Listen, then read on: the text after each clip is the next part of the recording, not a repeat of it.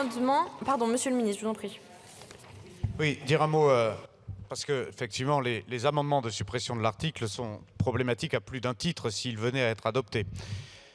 D'abord, on a besoin, dans ce projet de loi de finances, de mettre en place des dispositions post-Arenh, et vous ne pourrez pas refuser le fait que c'est dans un projet de loi de finances que les outils fiscaux doivent être votés et que les mécanismes tels que le versement là-dessus, bon, il me semble que c'est dans un PLF que doivent être votées les taxes. Bon, ça me paraît quand même nécessaire.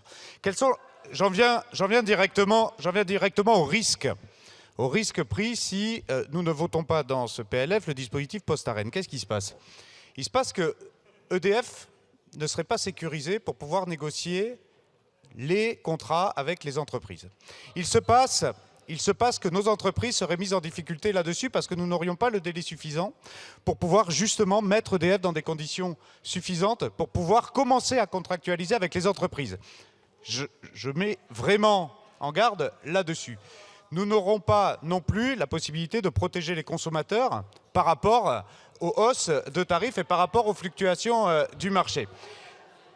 S'il vous plaît. L'Arenh s'éteint au 31 décembre 2025. C'est un fait. Si on ne veut pas d'article 4 à ce PLF, on ne veut pas de dispositif post-Arenh. Si on ne veut pas de dispositif post-Arenh, on ne veut pas sécuriser la facture de nos concitoyens et on ne veut pas se mettre dans les seules conditions permettant d'avoir la contractualisation entre EDF et nos entreprises. Il faut que ceci soit dit, il faut que ceci soit su, parce que vos amendements de suppression de l'article mettent en danger nos entreprises dans la capacité à contractualiser avec EDF et mettent en danger nos concitoyens par rapport à la hausse des tarifs de l'électricité. Merci, monsieur le ministre. On va donc commencer par les amendements de suppression de l'article.